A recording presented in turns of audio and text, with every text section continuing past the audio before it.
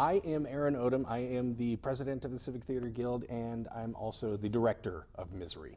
I'm Jennifer Smith, and I play Annie Wilkes. I'm David Britton, and I play Sheriff Buster.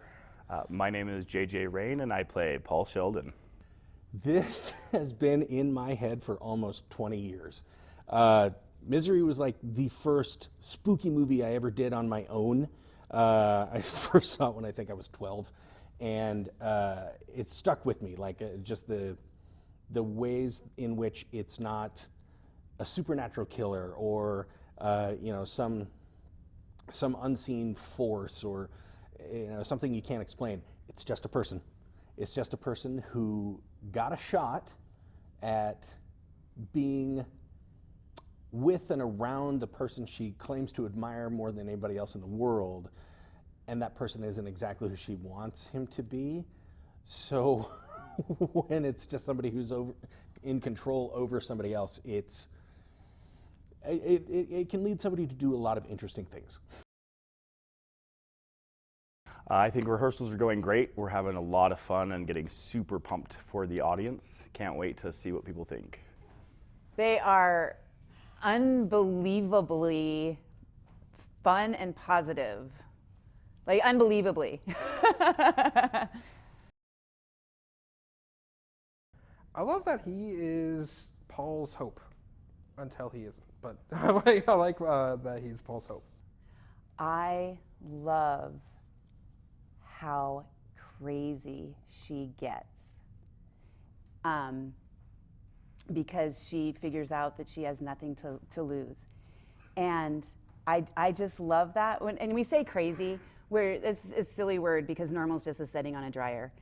When you get to a place where you have no fear and get to live authentically and make choices from a pure place, that's just so fascinating.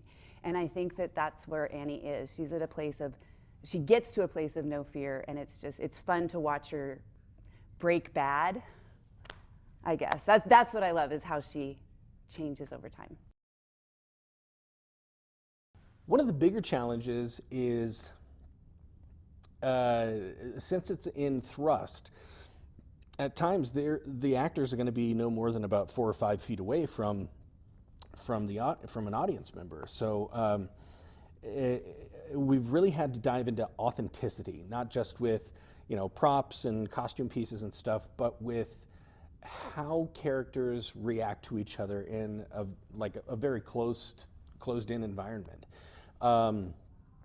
So having these people live in a 3-dimensional space rather than a space that's very 2-dimensional, in which we're more used to with the proscenium style format, with the audience on one side and the action on another.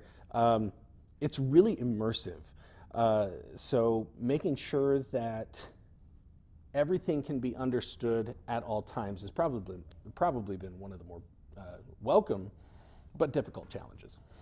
I'd say the biggest challenge I face playing Paul Sheldon would be the amount of emotion that I have to go through, from being scared to trying to manipulate to trying to be understanding of his situation, and then to ultimately learn from those.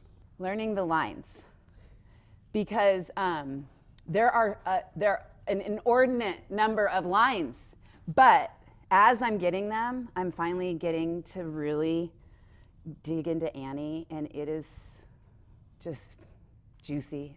I'm loving it. So, double-edged sword. Probably his mannerisms and his accent. Buster is a sheriff, and I've been trying to do this slow, almost Western kind of accent. And it's getting there, but that's probably the most difficult part right now. I'd probably say it would be when he's talking about his book, he really has to go into the spill about what he put into it. And so he goes off about how it took him a long time to write this book. I think he says, it took me a long time to write this book. I put all my ambition as a writer into those pages. I mean, it took 3 years to write that book. 3 years, that's 1,000 days. How would you want somebody you care for to throw away 1,000 days? Probably my favorite one is The Coyotes Got Him. So when I was attending Sheridan High School in a few decades ago. I read every Stephen King book in that library, and that included Misery. I don't think I've read it since then, and I purposely have not read it because I didn't want it to affect the character that I'm trying to pull out of the play.